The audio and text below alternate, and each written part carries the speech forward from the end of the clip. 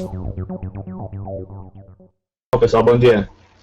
A gente vai falar um pouquinho aqui sobre o conteúdo de contabilidade pública para esse concurso aí de analista do MP do Rio de Janeiro, né? É um conteúdo bem curtinho, né? Contabilidade pública veio dividindo em dois tópicos, a parte inicial ali dos conceitos iniciais de contabilidade e depois a parte do orçamento público que vai ser ministrada pelo professor Mariotti. A gente conseguiu dividir mais ou menos em duas aulas, com mais essa aula de demonstração.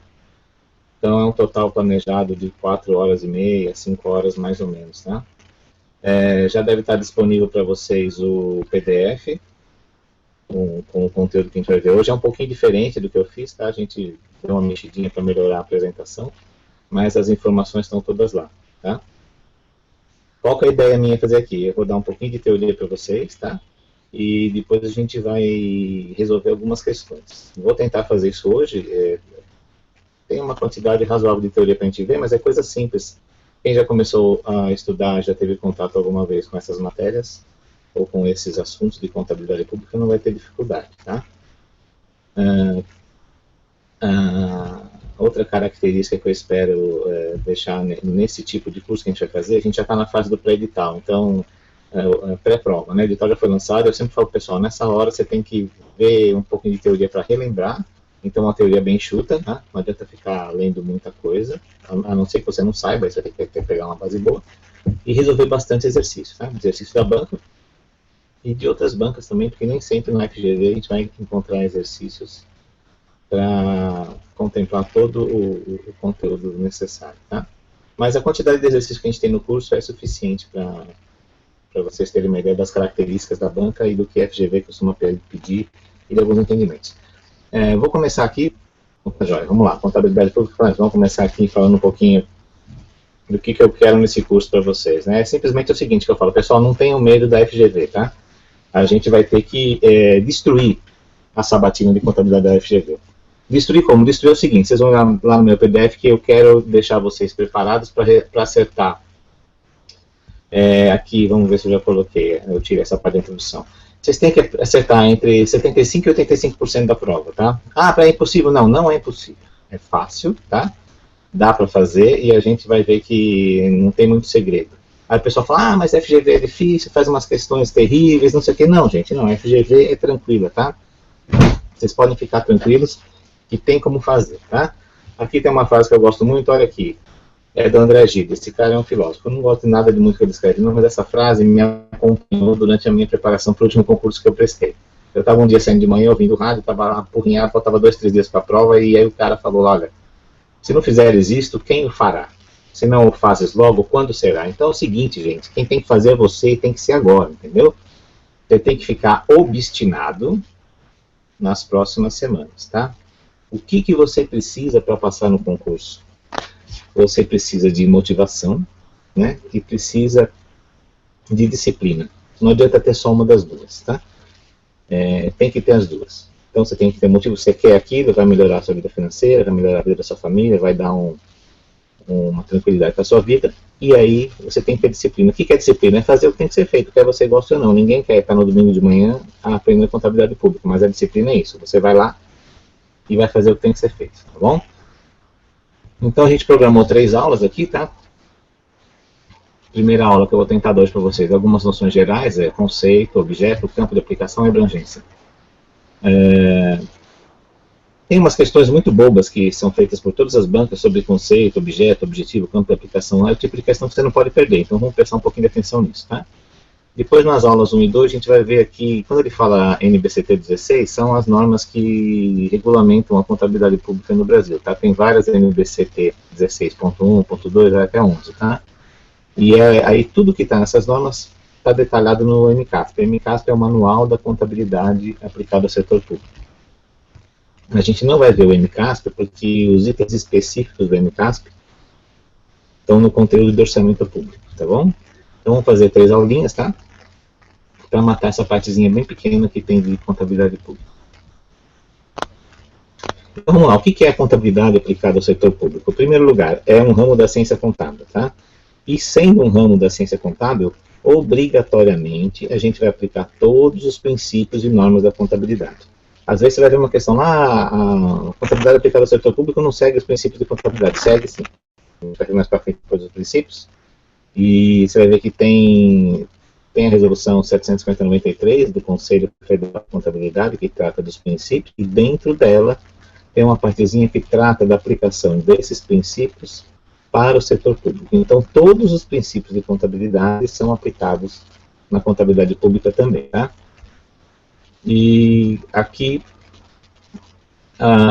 um dos objetivos, né, da CASP é gerar informações sobre o patrimônio público, tá? Aqui eu coloquei para vocês que a CASP tem que obedecer aos princípios, sim, tá? Vamos seguir aqui. Falando agora sobre os aspectos, tá? A gente tem dentro da contabilidade vários aspectos. Tem os principais, o orçamentário, tá? A gente vai ver aqui depois o patrimonial e o fiscal. O que mais cai em prova são os aspectos orçamentário e patrimonial. Primeira coisa, aspecto orçamentário.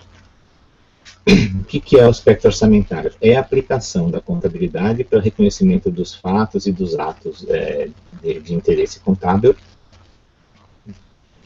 diretamente relacionado com o orçamento público. Tá? A função maior do aspecto orçamentário é ter o resultado orçamentário. Tá?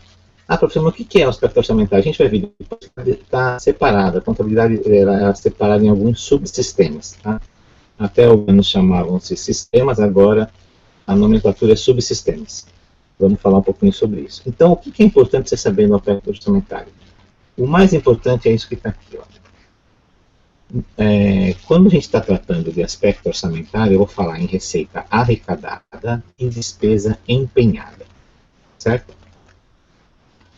O que vai acontecer com a receita? Depois vocês vão ter aula sobre receita, não vai ser no nosso curso, mas para frente, tá? A receita vai ser reconhecida no aspecto orçamentário no momento da arrecadação, tá? No aspecto patrimonial é diferente. E a despesa vai ser reconhecida quando ela for empenhada, tudo bem? Por que existe o aspecto orçamentário? Porque a Lei 4320, que é a base da contabilidade pública, né? É o que rege, e também na Constituição Federal, diz que tem que ter o controle orçamentário, tá? Então, o aspecto orçamentário da contabilidade pública é o que faz o link com o orçamento, tá bom? Isso é importante vocês saberem. Vamos dar uma olhada no aspecto patrimonial. Aspecto patrimonial, gente, antes, tem uma coisa aí que a gente vai ver que é muito chamada, inclusive a FGV utiliza muito nas questões, que é o processo de convergência às normas internacionais. Quem já vem estudando há algum tempo contabilidade geral, contabilidade pública, já está por dentro disso. Esse processo de convergência, o que é? Houve uma reforma das normas internacionais de contabilidade e a maioria dos países, inclusive o Brasil, houve por bem fazer uma migração das suas normas para que elas fossem adequadas às normas internacionais. Então, isso foi feito na contabilidade geral, contabilidade societária, e foi feito também na contabilidade pública. Tá?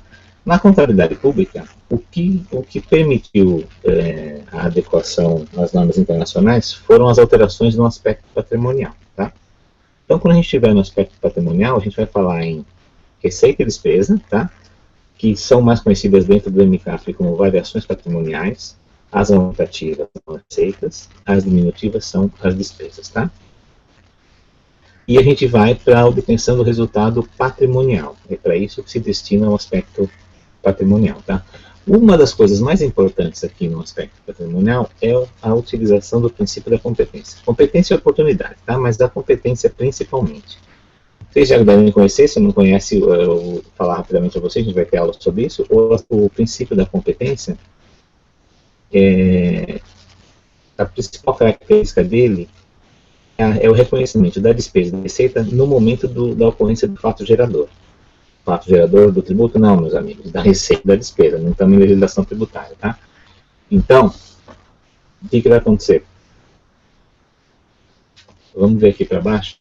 Eu já coloquei os momentos de reconhecimento aqui. Então, aqui é um pouquinho diferente, tá? Lá em cima, no aspecto orçamentário, a gente reconhecia a receita na arrecadação, certo? No aspecto patrimonial, a receita é reconhecida no momento do fato gerador. Qual que é o fato gerador da receita? Aí são vários. Vocês vão ter que depois estudar detalhadamente isso quando forem estudar a Receita Pública. Mas, por exemplo, o principal e muito explorado pela FGV é o momento do lançamento de um tributo, por exemplo. Então, se você pegar um tributo que é lançado de ofício, como, por exemplo, o IPTU ou o IPVA, quando o ente federativo lança o IPTU, por exemplo, nesse momento você já reconhece a receita tributária no aspecto patrimonial.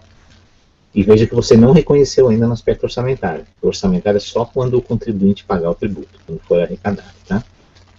E a despesa, no aspecto patrimonial, ela é reconhecida no momento da liquidação. Vocês já vão estudar depois que a despesa tem 3 estágios, né? O empenho, a liquidação e o pagamento. A liquidação é aquele momento em que o Estado reconhece a obrigação de pagar, né? O empenho cria obrigação e a liquidação é quando o Estado fala, não, tá bom, o serviço foi prestado, ou o bem foi entregue, vou pagar essa aqui, é a liquidação. Então, a variação patrimonial diminutiva ou despesa, no aspecto patrimonial, para o NCASP, que é uma nova contabilidade, e para a FGV, é o momento da liquidação. Tá joia? Vamos prosseguir aqui no aspecto fiscal. O aspecto fiscal não é tão explorado, mas ele é bem explorado pela FGV, tá? Então é bom a gente prestar um pouco de atenção. Tem algumas questões, acho que eu dando uma olhada ontem, encontrei umas 5 ou 6, não coloquei todas, mas a gente vai tentar fazer algumas depois. O aspecto fiscal da contabilidade pública é para apuração dos indicadores da LRF, tá? E principalmente equilíbrio de conta. Então, quando a banca falar em indicadores, tá? Responsabilidade fiscal, despesa com pessoal, tá? Disponibilidade de caixa, etc, etc, é o aspecto fiscal, tá?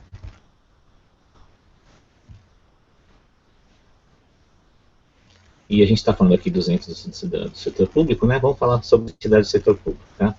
Por que das entidades? As entidades é o lugar onde a gente aplica, né? A CASP vai ser aplicada nas entidades do setor público. Vamos falar mais à frente do campo de aplicação. Entidade pública tem que ser uma pessoa jurídica de direito público, né? Administração direta, por exemplo. Uma pessoa jurídica de direito privado que use recurso público, como uma sociedade de economia mista, por exemplo, ou uma pessoa física que receba recurso público. Professor, pessoa física, entidade pública? Do ponto de vista da aplicação da contabilidade pública, uma pessoa física pode vir a ser uma entidade pública e pode ser obrigada a prestar contas de acordo com o MCASP, tá? Agora vamos falar do campo de aplicação, tá? Campo de aplicação, entidades públicas, são aquelas que a gente viu ali em cima, tá? Então, aqui eu coloquei para vocês em diferentes níveis de exigência, tá? Isso aqui está escrito desse jeitinho lá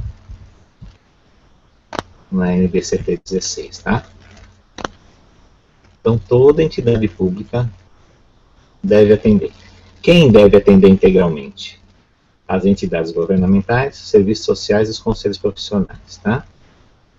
Entidades governamentais é o que eu falei para vocês, administração direta, né? Secretaria da Fazenda, Ministério Público, por exemplo, onde vocês vão trabalhar, tá?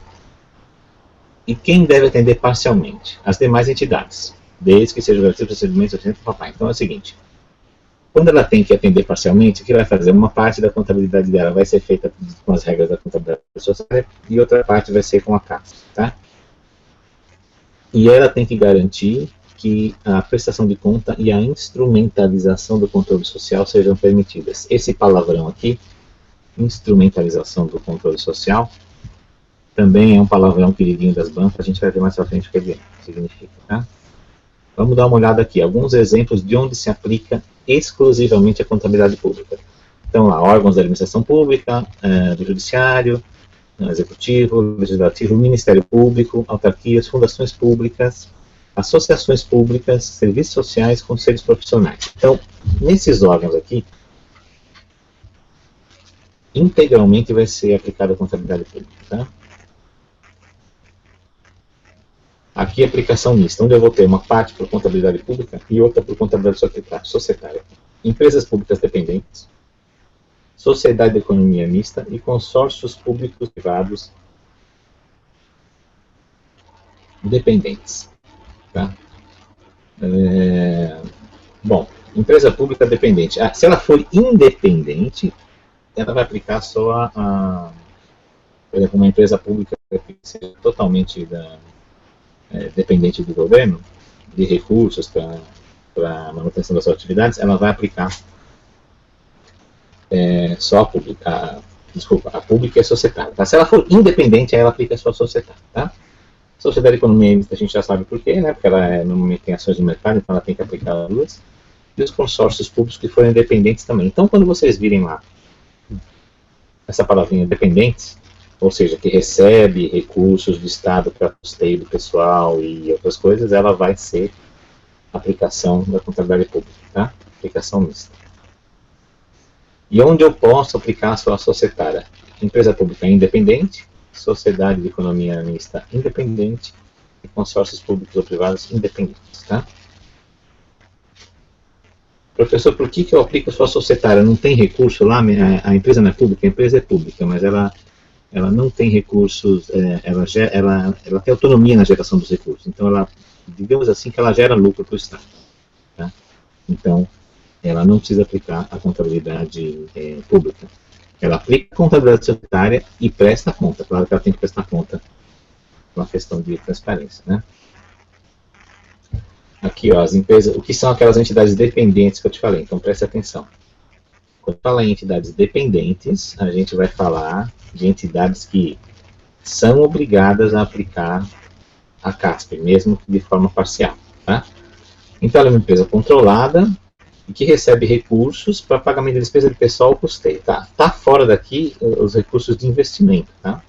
E também está fora uma outra coisa que as bancas pedem, e a FGV também, que é assim, o aumento de participação acionária para cumprir despesa de capital. Então, vamos supor, vamos pegar aqui em São Paulo, por exemplo, a Sabesp. A Sabesp é uma empresa de economia mista e tal. Mas a Sabesp é independente. Vamos pegar o metrô, que é dependente. Às vezes, o governo do estado de São Paulo faz um aporte de recursos no metrô para fazer investimento, despesa de capital, para a construção de uma nova linha lá. Tá? E se ele fizer esse aporte na forma de aumento de participação acionária, então ela não é considerada dependente. O governo usa muito desse artifício porque tem todo um lance lá que ele faz no equilíbrio das contas fiscais e tal, e ela sai do rol das empresas dependentes. Tá? Ele está aportando capital, mas é para fazer um investimento. E ele está dando dinheiro para esse investimento na forma de aumento do capital. Os outros sócios têm que aumentar também, senão diminui a participação deles. Tá? Então é importante saber isso aqui. A aporte de capital, na forma de aumento de participação, não faz com que ela seja considerada uma entidade dependente. Mais um pouquinho sobre dependente e dependente. Ó. A dependente integra o orçamento fiscal e da Seguridade Social. Deve observar a CASP, tá? E a LRF. A não dependente não está sujeita às normas da CASP. E isso é o que interessa para a gente, tá bom? Vocês gravem bem isso aqui. Dependente observa a CASP. Independente não tem que observar a CASP. Pessoal, depois se vocês tiverem dúvidas, vocês podem escrever a gente da Vida Resolver, tem o fórum lá no site do ponto, tá? Tem na minha página no Face também, vocês podem mandar e-mail que a gente dá um jeito de tirar todas as dúvidas de vocês, tá bom? Lá no PDF que eu dei para vocês, tá tudo explicado direitinho, tem bastante exercício lá para a gente resolver a respeito desse assunto, tá? É um assunto crítico, se vocês resolverem muitos exercícios, vocês vão ver que isso aqui cai bastante, eles tentam bagunçar bastante a cabeça da gente. Patrimônio público, outra definição que é queridinha da banca e cai bastante. O examinador adora brincar com vocês nisso aqui. Então, o patrimônio público é o conjunto de direitos e bens, e pula lá para baixo, obrigações, tá? Direitos, bens e obrigações. Aí vem toda essa papagaiada aqui no meio. Tangíveis, intangíveis, onerados ou não, formados, produzidos e mantidos, tá? Pelas entidades do setor público, e que representam um fluxo de benefício presente e futuro, tá?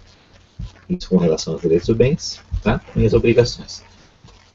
É a mesma coisa da definição de patrimônio. O que é o patrimônio na contabilidade geral, na contabilidade societária? É o conjunto dos bens, direitos e obrigações das entidades. Tá? Então, o patrimônio público é da entidade pública e também é o conjunto de todos os direitos, bens e obrigações. Todos. Tá? Vamos falar um pouquinho sobre o objetivo da CASP. Não vamos confundir o objetivo com o objeto, gente. O objeto, qual que é o objeto da CASP? É o patrimônio público. Tá? O objetivo é aqui, ó, fornecer as informações sobre os resultados e as mutações. Tá? As mutações são as despesas e receitas, tá? As transformações, despesa, receita, transformação, a formação do patrimônio. Tá? Então, o objetivo, palavrinhas principais, fornecer informações aos usuários sobre o resultado, as mutações e permitir a instrumentalização do controle social. Gente, o que é a instrumentação do controle social? Vocês precisam saber isso que costuma cair, tá? Basicamente é o seguinte, é a transparência, é permitir que o cidadão tenha acesso ao patrimônio e ao desempenho de uma entidade pública, tá? Saber o que está acontecendo, como os recursos estão sendo usados, estão sendo controlados e geridos pelos agentes públicos, tá? Essa frase aqui, ó, instrumentalização do controle do patrimônio do controle social isso aqui cai na prova, tá? Já vi muitas questões sobre isso daí. E o examinador fica brincando, muda uma palavrinha aqui, outra ali, e enche a paciência. Então, procurem saber isso aqui, para ter uma ideia, pelo menos. Se tiver uma ideia do que é instrumentalização, instrumentalização é a possibilidade que o cidadão tem de olhar para o patrimônio de uma entidade pública e saber o que está acontecendo ali. E quem fornece isso aí é a CASP, é o objetivo da CASP. Joia? Bom, o objeto já tinha falado para vocês, é o patrimônio, tá? E o patrimônio é o conjunto de bens, obrigações, direito à contabilidade. Então, simples, objeto, patrimônio, objetivo, fornecer informações e permitir a instrumentalização do controle social. É permitir a transparência, gente, mas eles quiseram colocar isso aqui, tá? É criar instrumentos para controle social. Vamos falar um pouquinho agora sobre unidade contábil, tá? O que é uma unidade contábil? A gente tem a entidade, né? Tem o patrimônio, tem a definição da entidade, no princípio da entidade, a gente vai estudar mais à frente, quem já estudou um pouquinho já sabe, né? E uma unidade contábil são formas que a entidade pública usa para controlar. Por exemplo, ela pode criar uma unidade contábil referente a um projeto, por exemplo. Secretaria da Fazenda, lá, o Ministério Público do Rio de Janeiro, pode ter um projeto novo lá e para controlar esse projeto ele pode criar uma unidade contábil. Tá?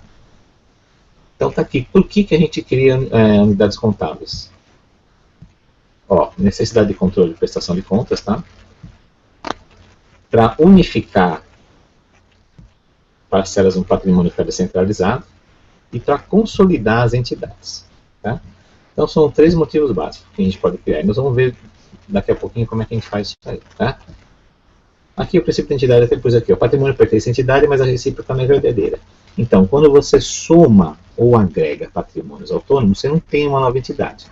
Por isso que a gente faz aqui. Se eu juntar, eu posso ter uma entidade com várias unidades contábeis. Tá?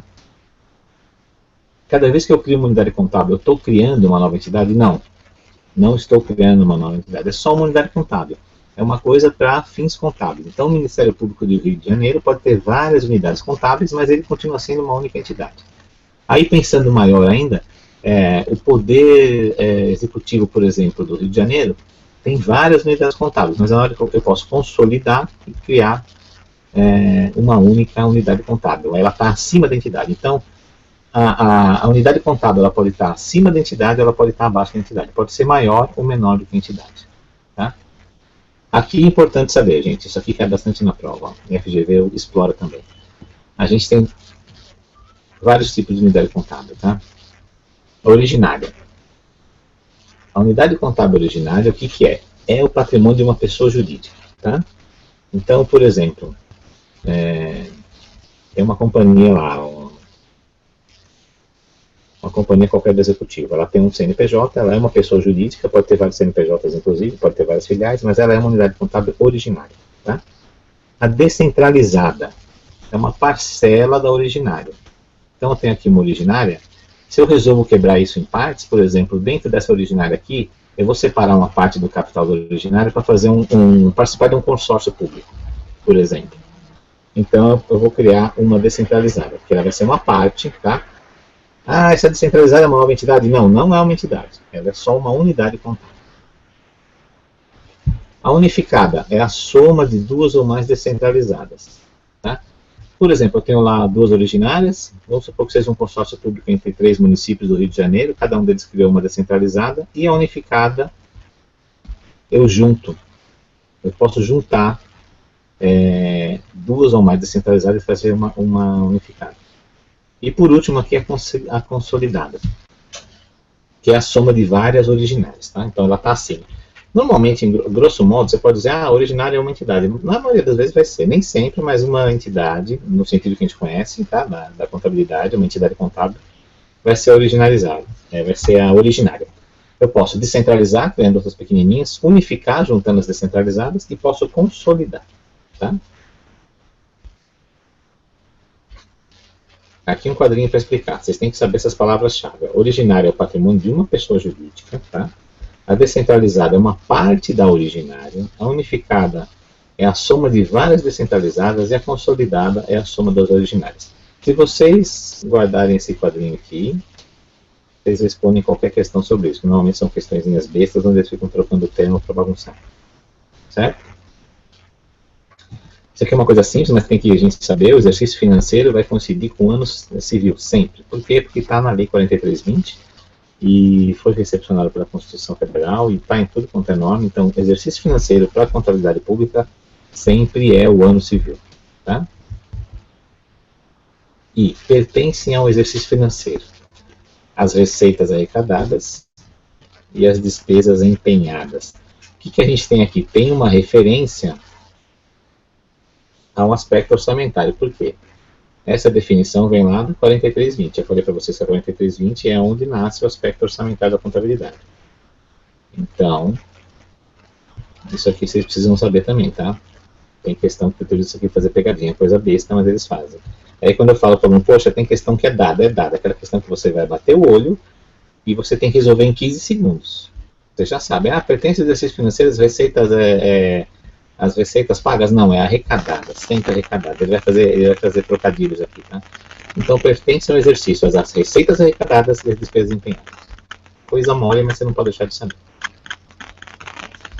Agora vamos entrar na parte do subsistema. Gente, antes do processo de convergência, o subsistema chamava sistema, tá? Então, a gente tinha vários sistemas contábeis, tá? Hoje, essa nomenclatura não existe mais, a nomenclatura agora é de subsistema, tá? Na prática, é a mesma coisa, tá? O sistema em si, a lógica de funcionamento não mudou muito. O sistema de informática que está por trás é o mesmo, que é o CIAFIN e o CIAF nos estados, né? O CIAF no federal e o CIAFIN nos estados, só que mudou a nomenclatura, tá? Então, para que servem os subsistemas? Eles vão permitir a administração pública o subsídio, vão gerar informações sobre o desempenho da unidade, né, qualquer definição, a avaliação dos resultados, a avaliação das metas, a avaliação dos riscos. Professor, mas tudo isso sai da contabilidade? Tudo isso aqui sai da contabilidade. Tá? Esses itens todos aqui, todas essas informações podem ser tiradas dos subsistemas de informação. Aqui eu fiz um quadro histórico, não precisa se preocupar muito com isso, mas é para vocês entenderem, tá? Então a gente tinha aqui, até 2008 o nome era subsistema, tá? Depois a gente foi ter uma migração aqui devagarinho para eles poderem fazer um acerto. O processo de convergência durou toda essa parte aqui até 2010, 2012 para terminar, tá? A coisa mais importante que vocês precisam saber aqui é que hoje não existe mais a nomenclatura de sistema, tá? E o sistema financeiro não existe mais. Tem muitas questões que vão dizer, o sistema financeiro não sei o quê. O sistema financeiro não existe. Outra coisa, se você pegar uma questão da FGV e está tratando sistemas aqui, quais são os sistemas que existem hoje? Patrimonial, orçamentário, compensação, tá? Esse aqui de compensação pode aparecer com o nome de compensado e pode aparecer com o nome de controle também. Está errada a questão? Não está errada. Vai ser anulada? Não vai ser anulada, porque a doutrina acaba aceitando isso daí. E se eu chamar subsistema de sistema? Está errado? Não está errado. Formalmente está errado, porque sistemas não existem mais. Tá? o nome correto é subsistemas contábeis dentro da contabilidade pública, mas muitas bancas continuam utilizando a nomenclatura de sistema e elas colocam aqui, tá? Patrimonial, orçamentário, coloca aqui controle e custos, não está errado, está certo. O importante é que o sistema financeiro ou subsistema financeiro não existiu, não existe mais, esquece, tá? O que acontecia no financeiro, que é o controle da disponibilidade, hoje é feito dentro do patrimonial. Quando vocês forem estudar mais para frente, eu ver que tem um atributo lá que se destina a fazer esse controle. Então tá aqui, gente, o que mudou? Criação do sistema de subsistema de custo, esse não existia, esse é novo, foi criado depois com o advento das novas normas, tá? Fim do subsistema financeiro, já falei para vocês, com migração dos registros para o patrimonial. Então, quem está fazendo hoje o papel do subsistema financeiro antigo é o subsistema patrimonial, tá? E os restos a pagar saíram do sistema de compensação e foram para o orçamentário. Então, sempre que se falar em controle de resto a pagar, é feito dentro do orçamento, tá?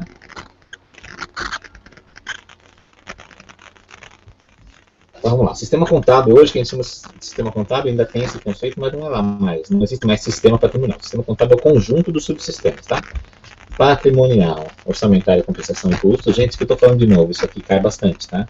Vocês têm que saber. Compensação pode aparecer como controle, não vai estar errado, tá? Porque é no subsistema de compensação que a gente faz o reconhecimento das fontes de controle. E o principal, subsistema financeiro, não existe mais. Tá? O que aconteceu com ele? Está dentro do patrimonial. Vamos ver um pouquinho o que é cada um desse aqui. Tá? Subsistema de informações orçamentárias são os atos e fatos do planejamento e execução orçamentária. Então você vai ter lá. Quando fizer orçamento, aprovar o orçamento, vou lançar todas as dotações são lançadas no sistema orçamentário. Tá? Programação e execução orçamentária. Então, empenhei uma despesa, vai estar no sistema orçamentário. Arrecadei uma receita, está no sistema orçamentário. Então, vamos lá. As alterações, então eu fiz aí, abri um crédito especial, fiz alguma coisa, uma alteração na lei, vai lançar no subsistema orçamentário também. E o resultado orçamentário, que é um demonstrativo que vocês vão estudar nessa frente, ele também sai do subsistema orçamentário. Aqui tem os grupos de contas, a gente vai estudar mais à frente o plano de contas, depois a gente vai ver quais contas pertencem a quais subsistemas, tá? Agora o subsistema de informações patrimoniais. O que é isso, gente? Sistema de informações patrimoniais. Vocês podem fazer um paralelo de imediato com a contabilidade gerencial, com a contabilidade societária, tá? Desculpa, societária ou geral, gerencial é de custos, é outra coisa.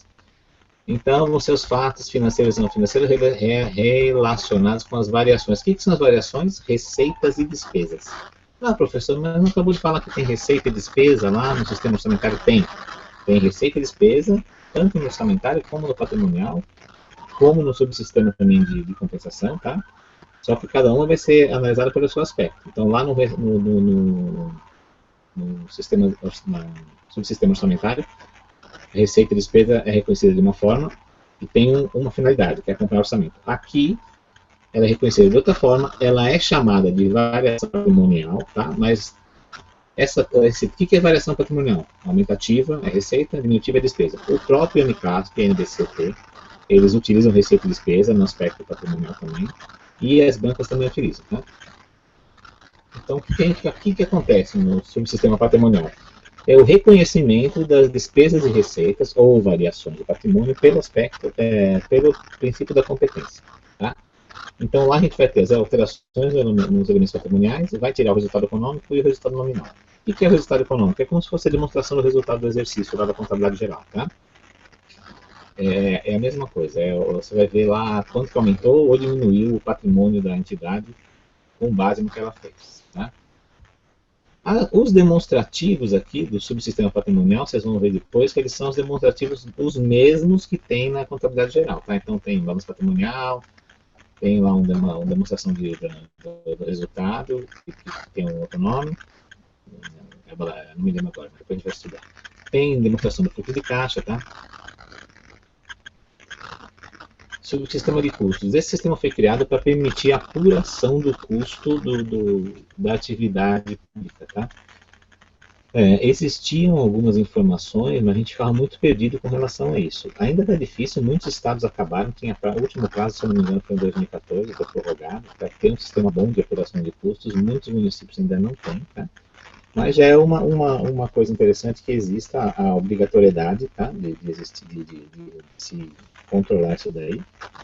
E já tem projetos bons para controle de custos. O que é isso? É que eu quero saber, por exemplo, quanto que custa cada folha de papel que você imprime na repartição. É difícil saber isso daí, né?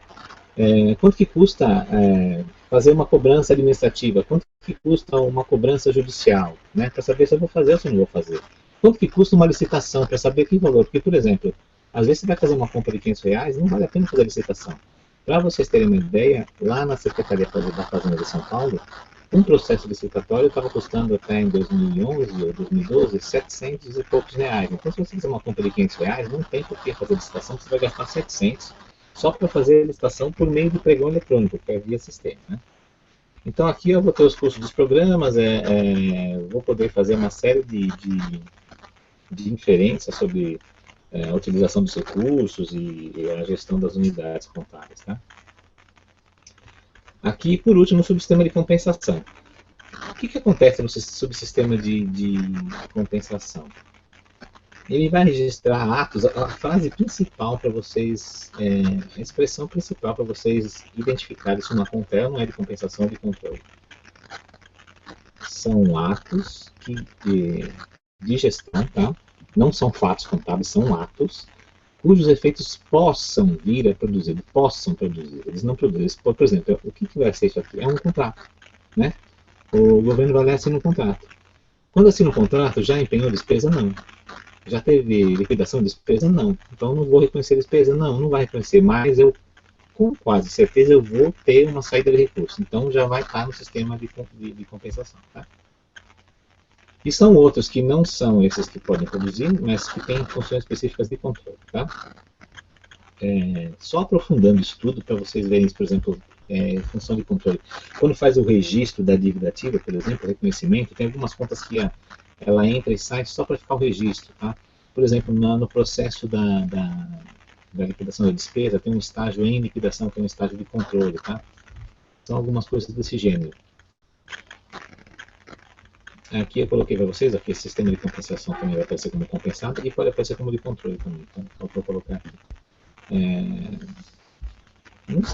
Não é interessante que as bancas continuem chamando isso aqui de sistema de controle. Apesar de as contas de controle estarem dentro do sistema de compensação, não é recomendável que isso aconteça, mas elas continuam chamando de bastante. Tá? E vocês não vão perder a questão por causa disso. Tá?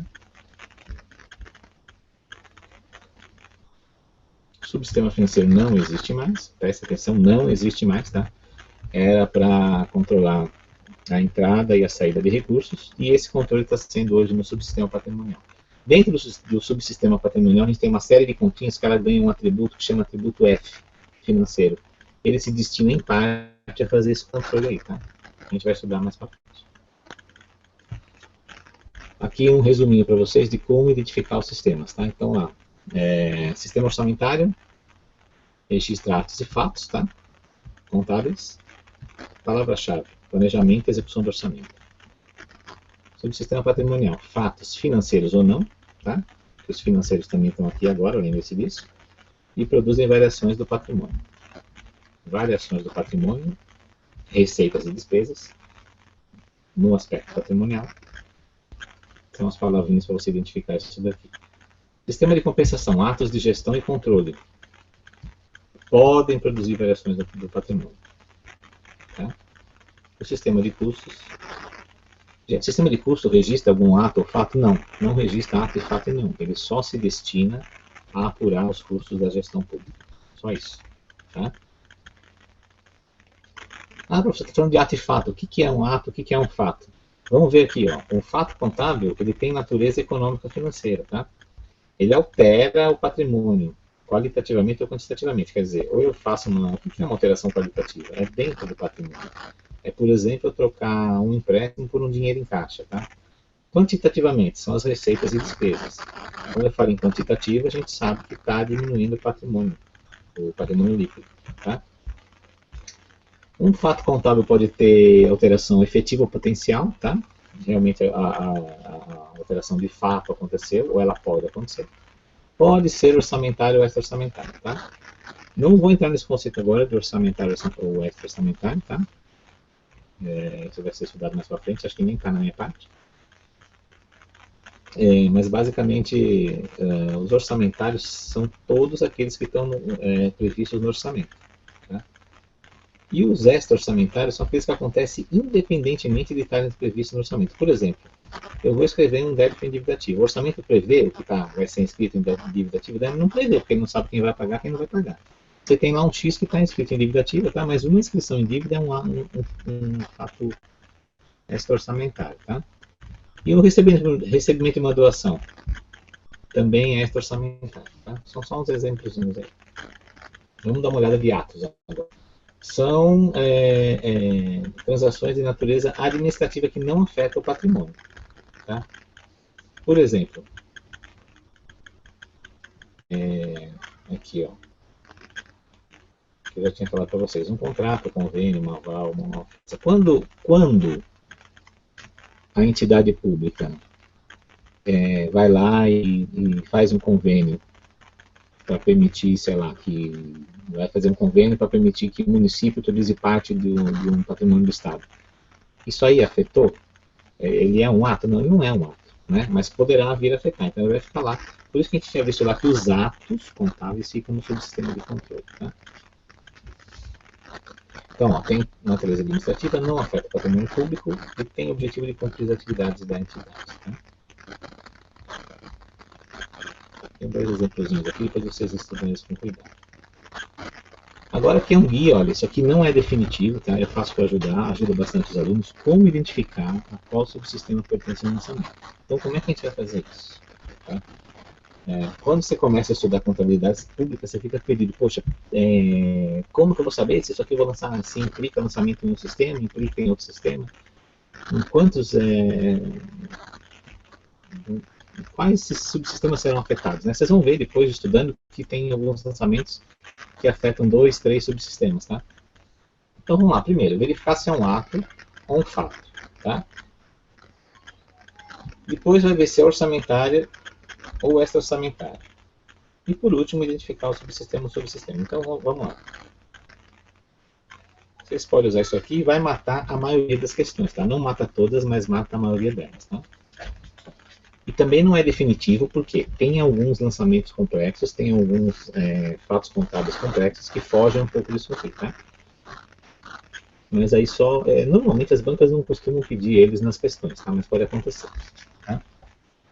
Então, seguindo esse guia, por exemplo, é um fato. Se ele é orçamentário, ele vai aqui, é um fato. Tá? Então, ele tem natureza, ele tem essência econômica. E ele é orçamentário, está previsto no orçamento. Vai ter, com certeza, lançamento no subsistema orçamentário e no patrimonial. Por quê? Se ele é orçamentário, vai estar lá.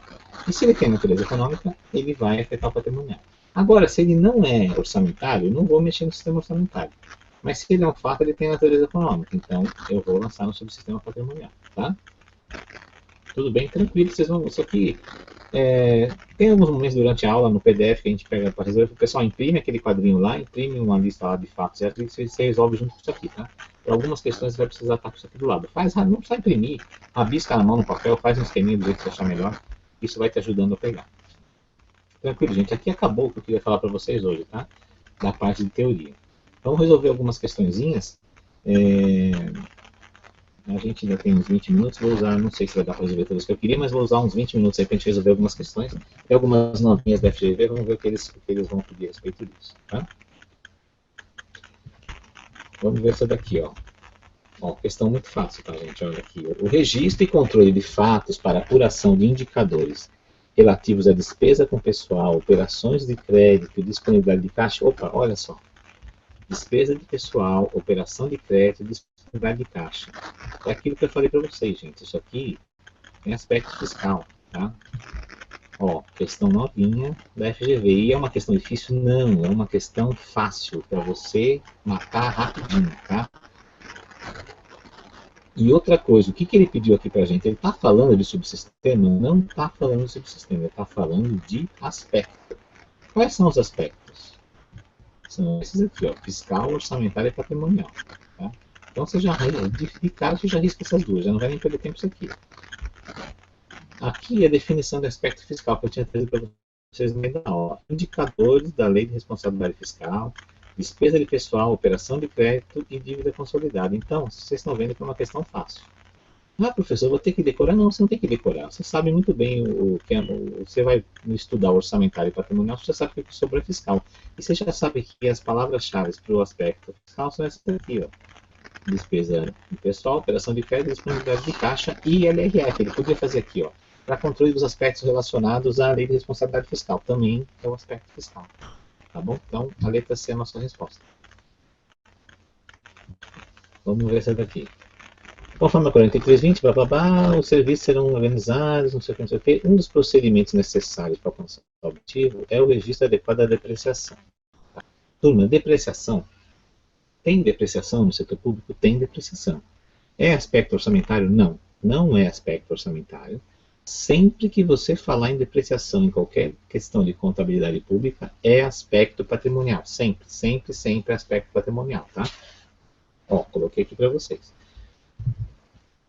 Por que isso? Porque faz parte das boas práticas de avaliação de ativos, que vem do processo de convergência. Então, todo aspecto patrimonial da CASP, coloquem isso na cabeça. Sempre que eu falar em aspecto patrimonial, dentro da contabilidade da NBCT 16 e dentro do Manual de Contabilidade aplicado ao setor público, tudo que se refere a aspecto patrimonial é muito parecido com a contabilidade geral e diz respeito às normas de convergência. Tá?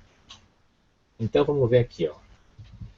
A gente vai acabar com um pouquinho sobre depreciação, mas outra coisa, tudo que vale para depreciação na contabilidade geral vale igualzinho para o aspecto patrimonial da CASP. Tá? Então, a depreciação de cada período deve ser reconhecida diretamente no PL. Não, não é. Vocês sabem que depreciação é uma despesa, ela não vai para o PL, ela vai para a conta de despesa, passa pelo resultado e depois é que ela afeta indiretamente a PL. Então, não é diretamente, é indiretamente. Tá? A depreciação cessa quando o ativo se torna ocioso. Não cessa. Essa frase aqui, vocês já fizeram muitas provas, já estudaram muitas questões. Essa frase cai em prova de contabilidade geral e prova de contabilidade pública, não cessa. A depreciação não cessa. Quando o ativo se torna ocioso. Quando que ela cessa? Ela cessa quando o ativo está totalmente depreciado, acabou a vida útil dele, ou quando quando é dado baixa, quando ele sai do patrimônio, tá? Vendeu, alienou, retirou, jogou fora, fez qualquer coisa, aí não tem uma depreciação. Ativo ocioso ou retirado de uso, está parado lá no cantinho, ele continua depreciando.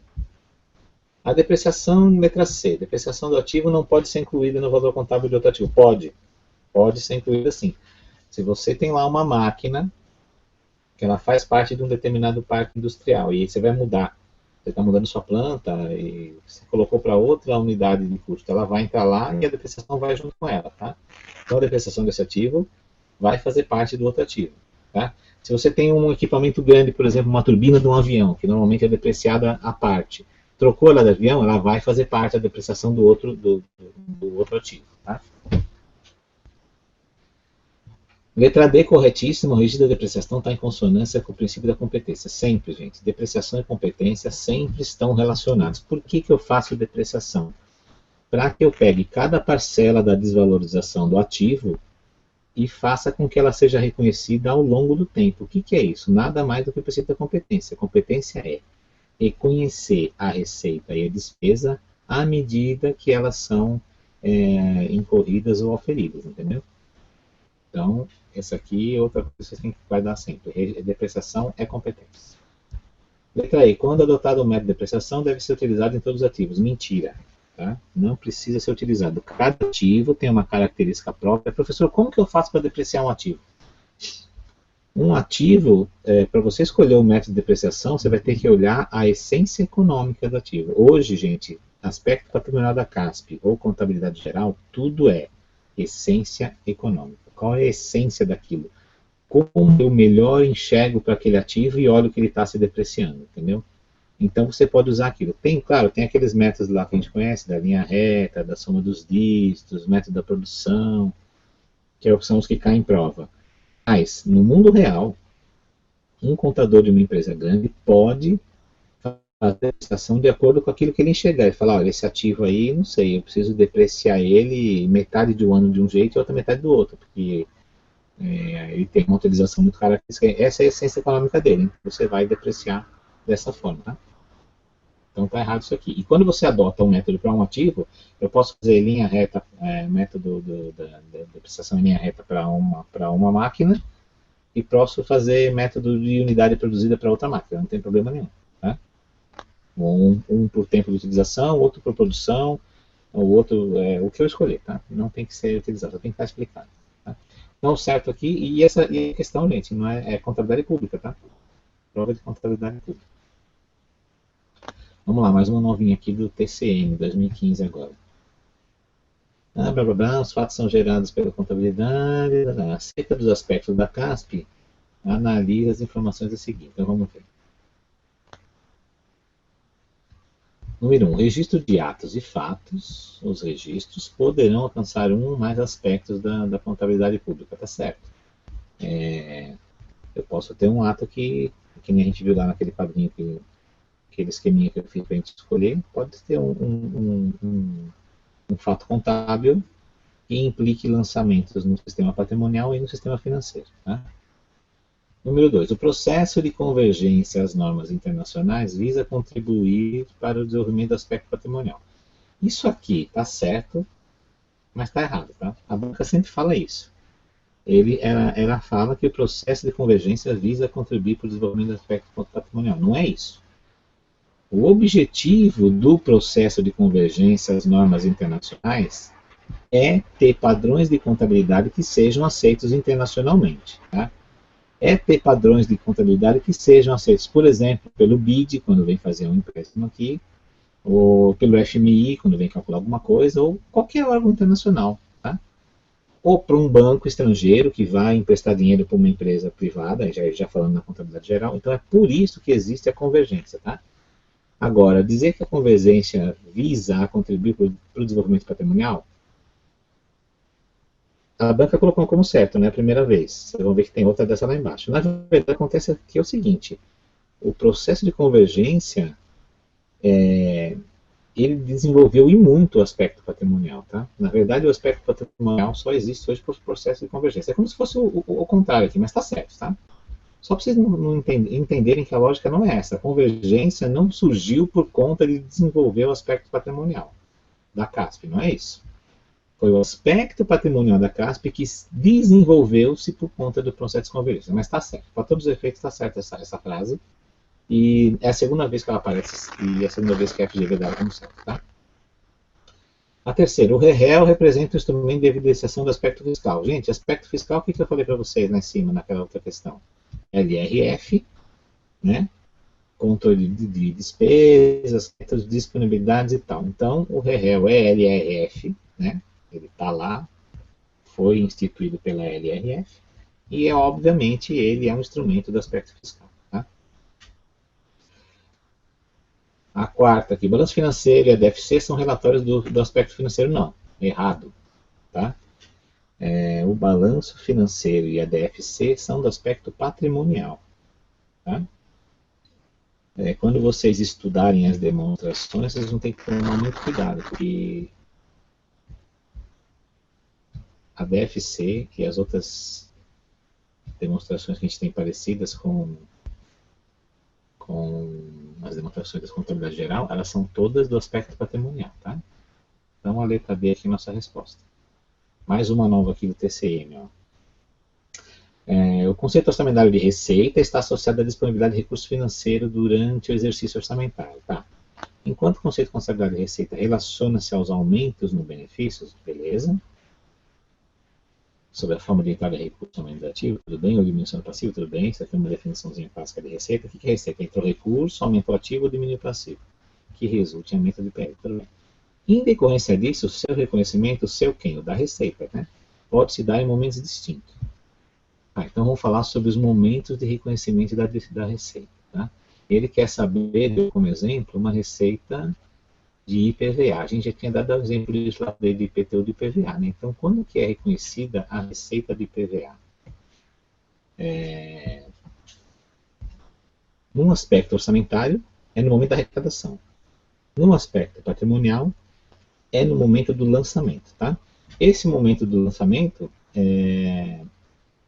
ele vale tanto para a FGV adota, tá? O que eu falo que a FGV adota? Que tem bancas que adotam um pouquinho diferente, principalmente na despesa. Algumas bancas acham que adotam, inclusive a FGV já deu uma rateada nisso aí. Você vai ver questões em que o empenho é colocado como momento do reconhecimento da receita no aspecto patrimonial, mas via de regra, nas questões mais recentes da FGV é a liquidação. Tá? E para a receita, no caso de tributos lançados, né, de ofício, é o momento do lançamento. Então vamos ver aqui, ó. No enfoque orçamentário, então a gente está falando da receita de PVA, tá? Então, sob enfoque orçamentário, ele é reconhecido quando o tributo foi recolhido. Não, cuidado, não é o recolhimento, é a arrecadação, tá? O recolhimento é simplesmente um dos estágios da arrecadação, mas o que está escrito lá na 4320 é a arrecadação. Então, esse recolhido aqui estraga tudo. Sob enfoque orçamentário, quando o tributo foi lançado, errado. Enfoque orçamentário é arrecadação, tá? Sob enfoque patrimonial, quando o tributo for arrecadado, errado, porque arrecadado é enfoque orçamentário, tá? Sob enfoque patrimonial, quando o tributo for lançado, beleza. Aí depois uma graça aqui, ó, a partir da educação do sujeito tributário do valor devido. Isso aqui são itens essenciais para o lançamento, tá? Mas uma vez lançado o tributo, se a gente estiver considerando a receita, é o reconhecimento pelo enfoque patrimonial. Então, sempre, gente, aspecto orçamentário, vocês têm que saber sem pestanejar. Receita arrecadada e despesa empenhada. São esses os momentos em que a gente reconhece no aspecto orçamentário. E depois, receita lançada e despesa liquidada no aspecto patrimonial. Ah, professor, sempre no aspecto patrimonial, então, a despesa vai ser reconhecida no momento da liquidação. Não, não é sempre. Por quê? Tem despesa que você nem sabe que a receita, desculpa se estou me confundindo, a receita vai ser sempre, se eu estiver falando de aspecto patrimonial, a receita vai ser reconhecida no momento do lançamento. Não, porque tem tributo, você recebe e não tem lançamento. Tá? Às vezes o cara vai lá, declara que estava devendo um tributo que o fisco nem sabia, ele declara, já paga, não teve lançamento, não teve nada. Né? Vai ser lançado por homologação, depois mais tarde. Tá? Não é verdade. Mas a FGV usa muito isso. Tá? Então, quando a FGV falar em tributo, em lançamento de tributo, você vai ter que fazer o link que é o reconhecimento da receita no aspecto patrimonial. Tá? Vamos ver mais uma aqui, 2015 da FGV, ó, ISS Niterói. A partir do processo de convergência às normas internacionais, novas diretrizes foram propostas, está certo, e suas variações, está certo, com vistas a fornecer informações mais fidedignas do patrimônio público. Está vendo, gente? É aquela mesma frase que ela usou lá, ela colocou aqui como introdução, né? Então, eles dão isso como verdade, tá? Não é a verdade, não é bem essa, mas é isso. Aí vamos lá. Para apurar e evidenciar o patrimônio, as despesas devem ser reconhecidas por competência, respectivamente quanto. Então, vamos falar sobre despesa. Tá? A receita, no aspecto patrimonial, é reconhecida no lançamento e a despesa na liquidação. Já falei isso para vocês. Isso aqui é uma verdade para a FGV e para o MCAS. Tá? Despesa reconhecida na liquidação para o aspecto patrimonial. Receita reconhecida no lançamento. Há exceções, porque não é nem toda receita é lançada. Tá? Mas uma questão facinha de resolver, tá vendo? Vocês não podiam perder muito tempo nessa questão aqui. E não pode errar de jeito nenhum, porque todo mundo vai acertar essa questão, tá? Nosso tempo está acabando, vou fazer mais uma aqui para a gente ver. 2013, ó, Fundação ProSangue. Pensa aqui. A arrecadação da dívida ativa deve ser tabelizada conforme o NBCT 16 no subsistema tal. Então, vamos lá. Eu coloquei aqui, a dívida tinha até falado, né? Então, ela é um fato contábil, tá? Aqui eu fiz todo o esqueminha para você ver como é que você vai analisar, tá? Para poder fazer a identificação. Em algumas questões, no PDF, eu coloco tudo isso aqui para ajudar vocês. O que vai acontecer com a arrecadação? Vejam que eu estou falando da arrecadação, não vamos confundir com a inscrição, tá? Então, a arrecadação. Quando eu falei arrecadação, entrou dinheiro, então era assim, dívida ativa. Vamos supor, foi lançado um tributo, o contribuinte, ou o sujeito passivo por substituição não pagou, foi inscrito na dívida. A dívida é para ser reconhecida. Quando eu já fiz inscrição na dívida ativa, eu já tenho coisa no subsistema patrimonial. Por quê? A dívida ativa, ela é fruto de um valor, que é líquido e é certo, entendeu? E está reconhecido. Então é uma conta a receber, praticamente é uma duplicata a receber do Estado. Então a dívida ativa, cedo ou tarde, vai acabar entrando para os cofres do Estado, ou não, se não pagar também, depois acaba deixando para lá, fica lá lançado, mas ninguém nunca recebe, acontece muito disso, mas enfim, está lá reconhecido. Se já está reconhecido, já tem aspecto patrimonial envolvido. Se vai ser arrecadada, com certeza tem aspecto orçamentário envolvido, tá? Então, com essas duas coisas, você tinha que saber para responder essa questão. Primeiro, que se houve arrecadação de dívida ativa, tem que ter lançamento no subsistema orçamentário. E, se a dívida ativa já está reconhecida, é uma dívida que o Estado sabe que tem para receber, então também já está no patrimonial. Então, com certeza, você vai vir aqui e vai matar essa questão rapidinho, colocando a letra A, tá? Aqui eu pus todo o esquema para você fazer, tá? Para ajudar vocês a identificar. Tudo bem, gente? Eu vou encerrar por aqui, outra professora vai começar daqui a pouco. Pessoal, tchau. Quem tiver dúvida pode me perguntar, tá bom? Até mais.